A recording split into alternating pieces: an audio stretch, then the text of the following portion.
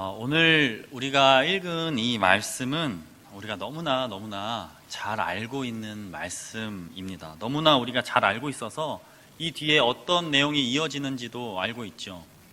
어떤 내용이 이어집니까? 결국 부자는 낙타가 바늘기 통과하는 것보다 천국에 들어가기가 어려울 것이다 라고 하신 예수님의 말씀이 이어지는 내용이지요. 우리가 너무나 잘 알고 있는 그런 말씀입니다. 우리는 너무나 잘 알고 있는 이 말씀을 다시 한번 묵상함으로 하나님께서 우리에게 주시는 그 하나님의 마음과 또 하나님의 소리를 들었으면 좋겠습니다. 사실 너무나 잘 알고 있는 말씀을 묵상한다는 것,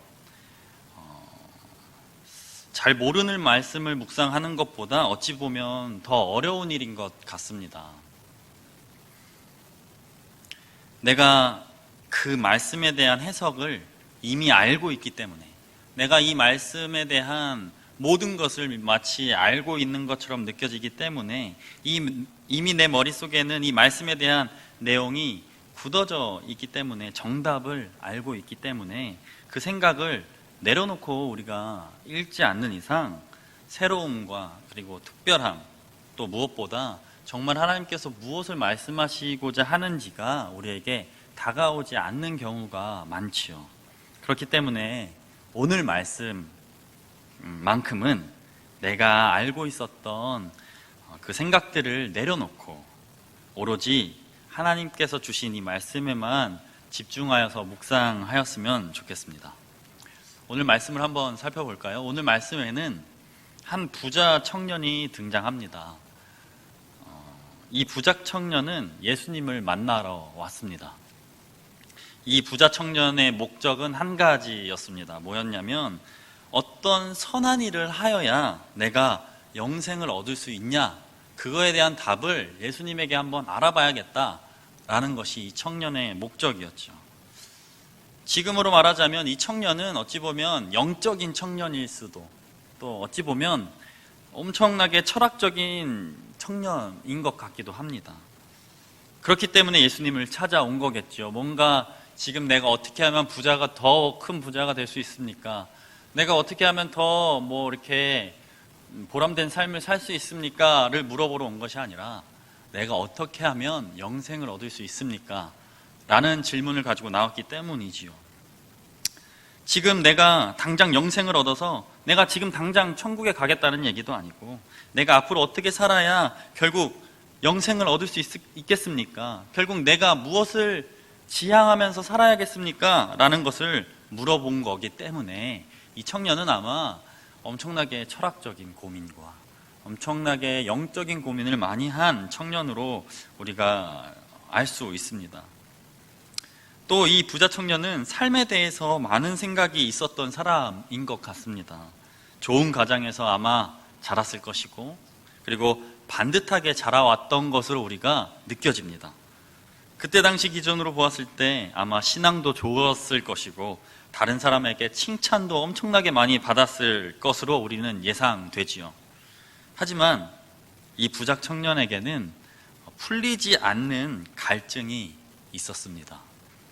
내가 너무나 칭찬받는 삶을 살고 있고, 너무나 반듯한 삶을 지금까지 살아왔고, 너무나 보란 듯이 살아왔는데 과연 이렇게 살아가는 것이 맞는 것인가? 나에게는 정말 결격 사유가 하나도 없이 너무나 잘 살아가고 있는데, 그런데 과연 내가 이렇게 살아가는 것이 맞는 것인가? 앞으로 그냥 내가 이렇게 살아왔던 대로 반듯하게, 그리고 율법과 계명들도 잘 지키고 별다른 죄 짓지 않으면서 살면 내가 과연 영생을 얻게 되는 것인가? 라는 생각이 있었던 것이죠. 이런 고민들을 했기 때문에 이 청년은 자신이 죄를 짓지도 않고 칭찬도 많이 들으면서 자라고 누구보다 모범적으로 살았음에도 불구하고 예수님을 찾아온 것입니다. 참 이 청년 대단하죠. 아마 다른 사람들 같았으면, 에이 그래 나 정도면 이 정도 살면 됐지, 여기서 어떻게 더 잘 살아, 이만하면은 내가 아마 참 잘 살고 있는 거야 라고 하면서 안주하고 머물렀을 텐데, 이 청년은 자신의 삶에 너무나 모범적으로 잘 살고 있음에도 불구하고 자신의 삶에 안주하지 않고 더 높은 선은 무엇인가,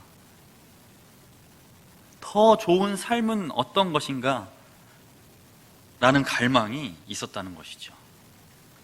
이런 청년의 물음, 궁금증에, 그리고 선에 대한 철학적인 물음에 오늘 말씀에 예수님께서는 한 방에 대답을 해주십니다. 답을 내려주십니다. 17절을 한번 볼까요? 17절입니다.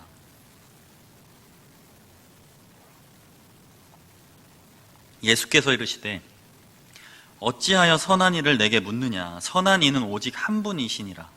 내가 생명에 들어가려면 계명들을 지키라. 예수님께서 뭐라고 말씀하십니까? 예수님께서 말씀하시죠. 선이라는 것은, 너가 이제 더 높은 선을 이야기하고 있는데, 이 선이라는 것은 인간에게 속한 것이 아니다. 오직 하나님에게 속한 것이다. 선한 분은 오로지 하나님 한 분밖에 없다. 그러니까 너는 더 높은 선을 구하기 위해선 하나님 말씀 잘 듣고 하나님께서 원하는 대로 살면 된다. 그러면 너의 삶이 선한 삶으로 나아갈 것이다 라고 예수님께서 지금 이 말씀을 통해서 말씀하신 것입니다. 그런데 이 대답을 들은 이 청년은 예수님의 이러한 속 시원한 답에도 불구하고 여전히 갈증이 풀리지 않은 것 같습니다. 특히 예수님의 말씀 가운데 선하게 살려면 결국 하나님의 말씀, 계명들을 잘 지키라. 이 계명이라는 것이 이 청년의 마음에 걸렸습니다. 왜냐하면 이 청년은 앞에서 말한 것과 같이 그 누구보다도 계명을 철저하게 잘 지키면서 살아왔던 사람이기 때문이죠.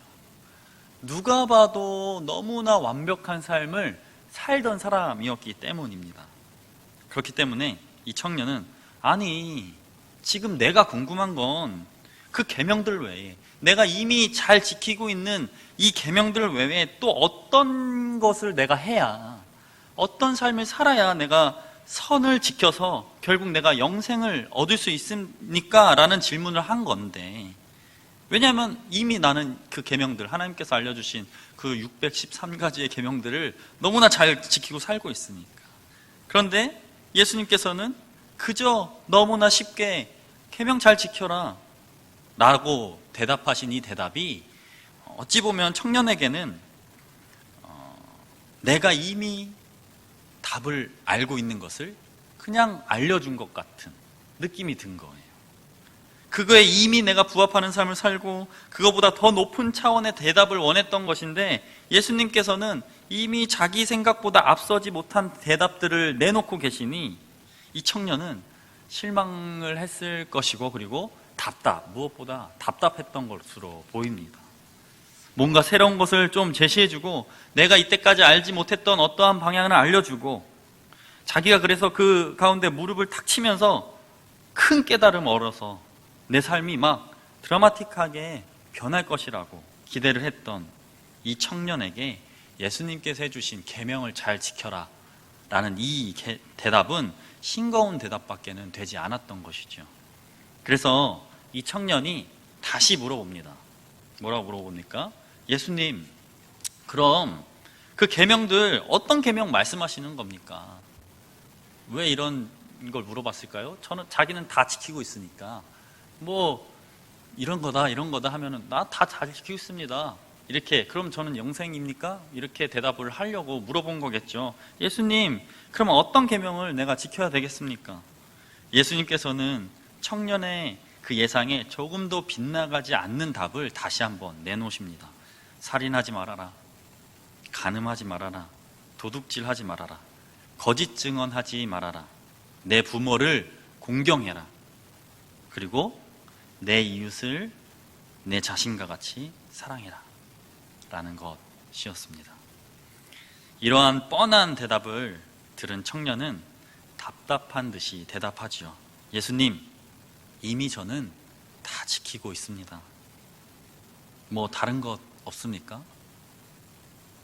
저는 살인도 하지 않고 간음도 하지 않고 도둑질도 하지 않고 거짓 증언도 하지 않고 우리 부모님도 너무나 잘 공경하고 있고 그리고 내 이웃을 너무나 잘 사랑하고 있습니다. 뭐 다른 것 없습니까? 이러한 청년에게 예수님은 우리가 알고 있는 신앙에 있어서 너무나 중요한 깨달음을 이 청년에게 선사해 주고 계십니다. 뭐라고 하셨을까요? 그럼 너가 가지고 있는 것을 다 팔아서 가난한 자들에게 주고 나를 따라라. 너가 이때까지 그렇게 계명을 잘 지키고 또 더 선해지고 싶다면 너가 가지고 있는 것 다 팔아서 가난한 자들에게 주고 나를 따라라. 예수님께서는 너무나 반듯한 이 청년, 그 누구보다 모범적인 삶을 살고 그 모든 것을 갖추고 있는 듯한 이 청년에게 부족한 한 가지를 깨닫게 해주고 계십니다.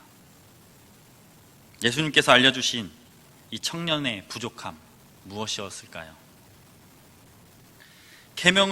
그가 계명을 너무나 잘 지켰지만 그거에 대해서 스스로 너무나 당당한 그 당당함, 그게 잘못됐다라고 깨닫게 해주셨을까요? 아니면 너가 왠지 교만한 것 같아, 너는 다 했지만 겸손이 부족한 것 같아 라고 깨닫게 해주신 것일까요? 아니죠. 오늘 말씀해 보면 예수님께서는 그 청년이 가지고 있지 않은 사랑에 대한 부족함을 스스로 볼 수 있게 해 주십니다. 왜냐하면 모든 것을 다 팔아서 가난한 자에게 나눠주라 라고 한 그 요청이 결국엔 앞에서 말한 그 계명들 중에 내 이웃을 내 몸과 같이 사랑하라라는 계명의 구체적인 내용이기 때문이죠. 하지만 이 청년은 그걸 못한 겁니다. 예수님께서 무엇을 말씀하신 겁니까? 너는 사랑하고 있지 않다라는 것을 말씀하신 거죠. 예수님께서는 말씀하십니다. 하나님의 계명을 잘 지켜라. 하나님이 원하시는 것이 무엇인지 알고 그리고 그대로 잘 살아라 말씀하셨습니다. 살인도 하지 말고 도둑질도 하지 말고 거짓말도 하지 말고 간음도 하지 말고 결국 내 이웃을 내 자신과 같이 사랑해라. 너 지금 하나님의 계명 잘 지켰다고 나한테 말했지? 그래서 살인도 안 했고 간음도 안 했고 도둑질도 안 했고 거짓말도 안 했고 부모님도 잘 공경했고 그런데 그게 정말 네 이웃을 사랑해서 한 행동들이었냐? 너가 살인도 하지 않았고 간음도 하지 않았고 거짓말도 하지 않았고 도둑질도 하지 않았고 그 모든 것을 잘 지켰는데 근데 그게 정말 너 이웃을 사랑해서 한 행동이었냐? 그저 너는 너의 선을 쌓기 위해서 그런 행동을 했던 것 아니었냐? 너는 너가 생각하는 계명을 잘 지켰을지는 몰라도 하나님이 원하시는 하나님의 말씀은 잘 지킨 것이 아닐 수도 있다. 계명을 잘 지켰을지는 모르겠지만 하나님의 뜻을 잘 이루면서 살았던 것은 아니었을 수도 있다. 왜냐하면 하나님께서는 진실되게 사랑하는 것을 너에게 원하셨기 때문이다. 계명은 잘 지켰을지 몰라도 하나님의 뜻대로 산 것은 아니다 라고 지금 말씀하고 계신 것입니다. 사랑하는 성도 여러분, 하나님께서 우리에게 주신 계명에 들어있는 하나님의 마음은 너무나 간단합니다. 너무나 간단합니다. 하나님을 사랑하고 그리고 또 하나님을 사랑하듯이 정말 우리가 목숨을 다해서 하나님을 사랑하죠. 그것처럼 이웃을 사랑하는 것. 그 마음에서부터 하나님의 이 마음에서부터 세부적인 계명들이 파생되었습니다. 구약에 나오는 613가지 계명들 공통점이 무엇입니까? 하나님을 사랑하는 것 그리고 하나님을 사랑하듯 내 이웃을 사랑하는 것입니다. 만약에 우리가 여러 가지 그 계명들 우리 안에 성경에 나오는 유대인들이 지키는 그런 계명들이 아닐지라도 우리 안에 계명들을 가지고 있잖아요. 우리가 만약에 그 계명들을 지킨답시고 사랑을 놓친다면, 그렇다면 우리는 어찌 보면 하나님의 계명을 잘 지키는 것일지는 모르겠지만 하나님의 뜻을 잘 지키면서 살지 못하는 것일지도 모르겠습니다. 오늘 말씀에 예수님께서는 이러한 청년의 부족한 단 한 가지, 바로 사랑 없음에 대해서 이야기하고 계신 것입니다. 너가 했던 것은 진정한 사랑이 아니라 너의 선을 위한 행동이었다. 너가 너의 영생을 얻기 위해 했던 일들일 뿐이다 라고 말이죠. 우리 또한 오늘 이 말씀을 통하여서 우리 가운데 이러한 부자 청년의 모습과 같은 모습이 있는지 살펴보면 좋을 것 같습니다. 내가 사랑한답시고 했던 그 모든 일들 가운데 정말 순수한 사랑의 행동이 아닌 나를 위한 것들 또는 이기적인 것들이 조금은 들어가 있지 않은지, 우리는 우리 자신을 자세히 그리고 객관적으로 이 말씀을 통하여서 바라볼 수 있었으면 참 좋겠습니다. 그리고 우리가 만약에 이 부자 청년들과 같이 살고 있다면 우리는 먼저 행동하고 또 일하기에 앞서서 사랑할 것을 다짐해야겠습니다. 하나님의 뜻대로 우리가 살기를 다짐하며 더욱 사랑하기를 택하며 살아야 할 것입니다.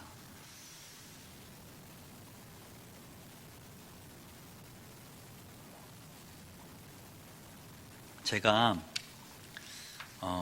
우리 교회 부임을 하기 전이 떠오릅니다. 제가 이제 갈 때가 되니까 이제 마치 무슨 영화를 보듯이 제가 우리 교회에 처음 왔을 때부터 이렇게 쭉 이렇게 생각이 착 들더라고요. 근데 저의 그 사역은 우리 교회를 부임한 12월 2일부터가 아니었습니다. 저의 기억은 우리 교회에 대한 이야기를 들었을 때부터 많은 분들이 저희 교회에 대한 이야기를 해주셨거든요. 제가 이 전에 교회에 있을 때도 우리 교회 이야기를 들었었습니다. 같은 평풍노예라서 그랬는지 모르겠지만, 그리고 또 우리 친구 목사님이 계셔서 그런지 모르겠지만 우리 교회 이야기를 부임하기 전부터 들었었어요. 제가 이렇게 뒤돌아서 생각해보면 그때부터가 저의 사역이 시작된 것이 아닌가라는 생각을 합니다. 그런데 여튼 제가 우리 교회 부임하기 전에 여러분들에게 우리 교회에 대한 이야기를 듣고 참 마음이 참 아팠었습니다. 그리고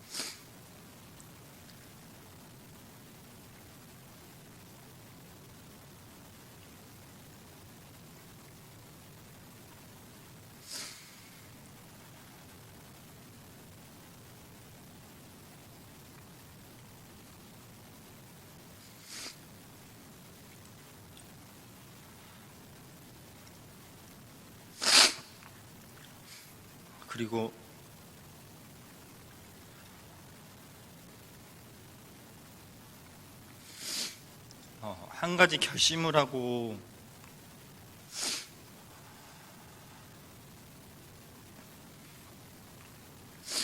내가 수지소망교회 사역을 해야겠다라고 마음을 먹었었습니다. 그 결심은 바로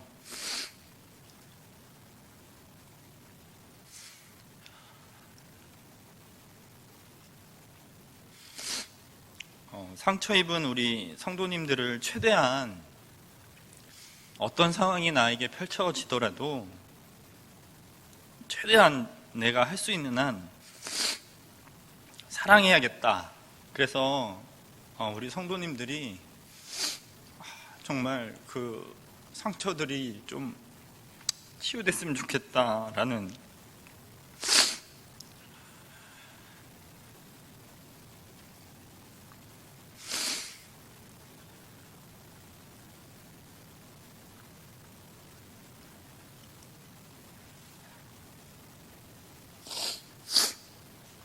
결심이었습니다.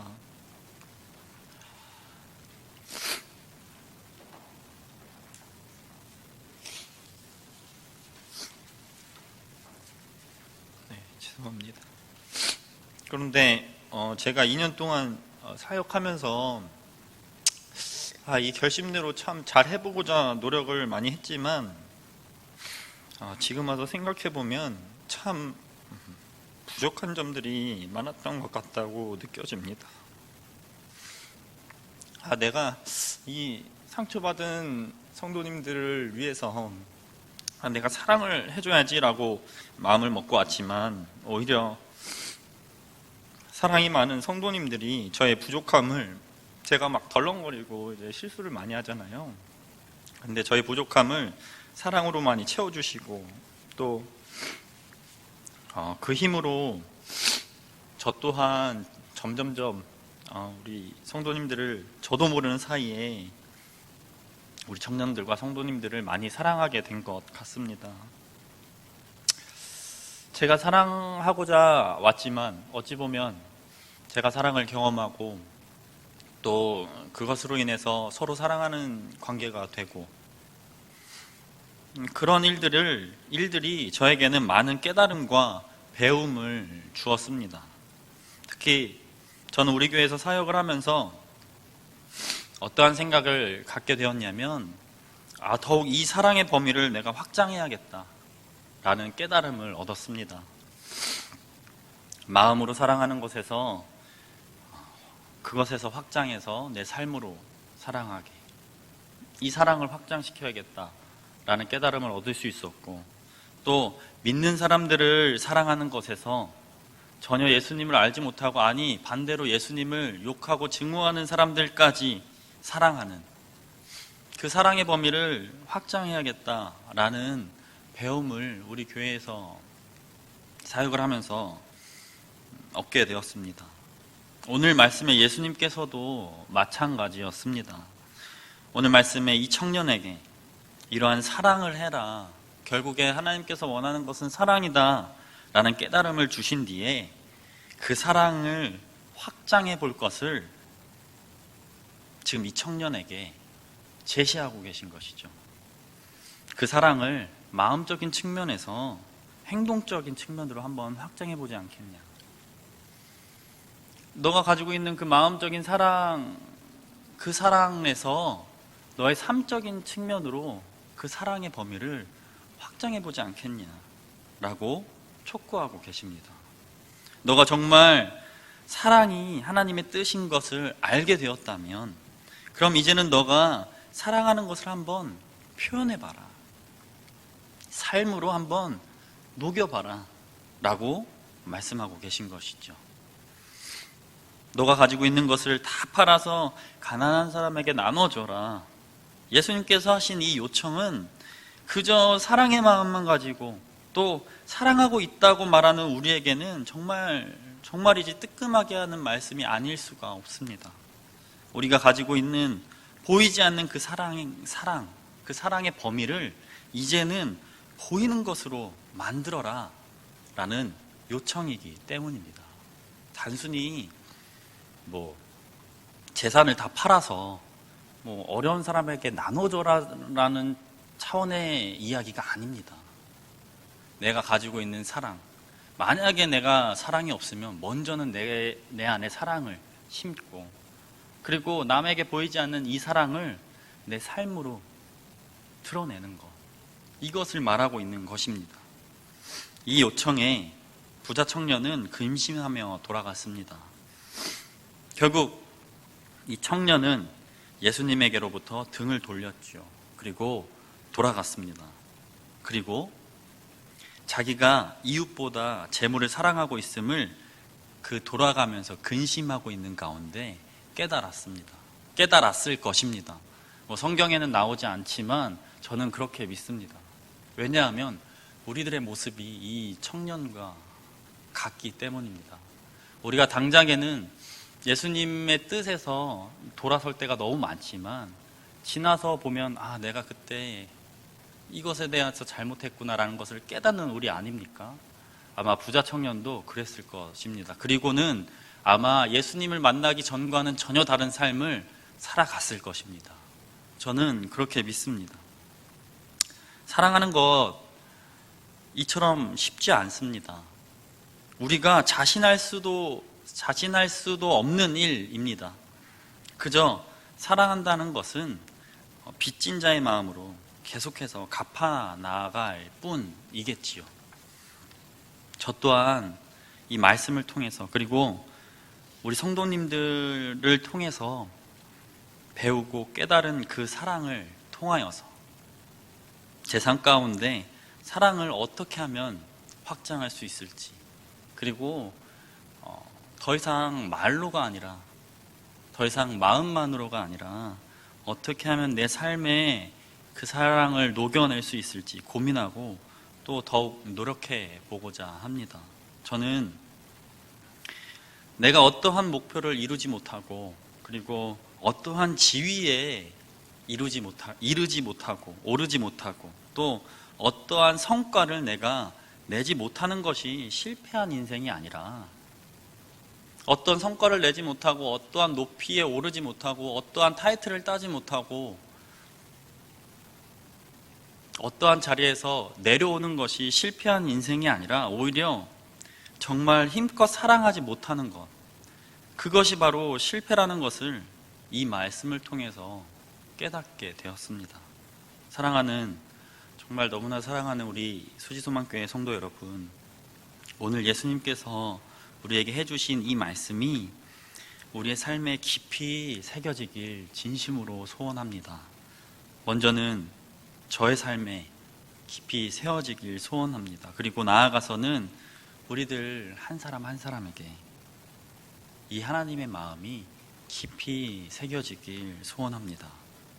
먼저는 사랑하고, 그리고 그 보이지 않는 그 사랑을 보이는 것으로 만들기 위하여 애쓰며 살아가는 우리가 되길 간절히 바라고 또 원합니다.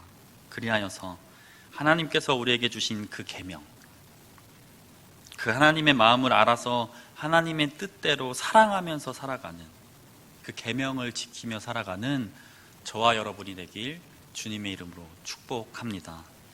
기도하겠습니다.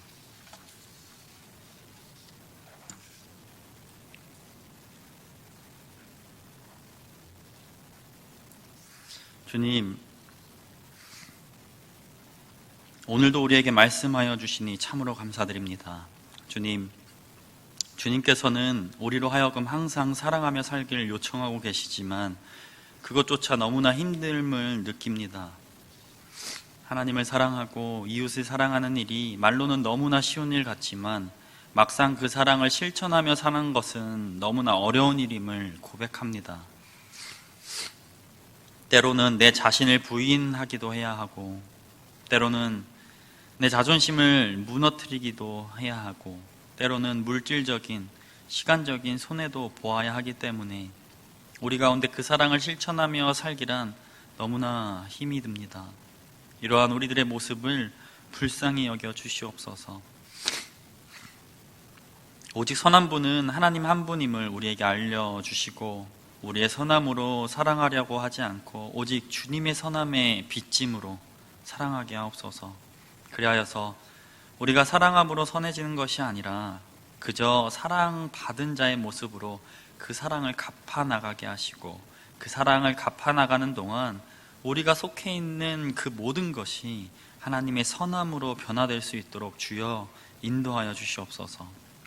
주님, 우리 가운데 사랑하기 힘든 모습의 사람들이 너무나 많습니다. 나와 다르기에 사랑할 수 없고 나와 대화가 통하지 않기에 사랑하기 힘듭니다. 그리고 그럼에도 불구하고 우리가 주님께 용서받아 주님의 자녀가 되었던 것을 기억나게 하여 주시옵소서. 그 은혜로 사랑하게 하여 주시옵소서. 나도 하나님과 너무나도 다른 부분이 많아, 그리고 하나님과 대화가 통하지 않아, 하나님과 단절되었었지만 하나님이 사랑해 주심으로 주님과의 관계가 회복되었음을 깨닫게 하여 주시고, 사랑하기 힘든 자들에게 먼저 사랑함으로 관계를 회복하는 우리 모두가 되게 하여 주시옵소서. 감사드리며 예수님의 이름으로 기도드립니다. 아멘.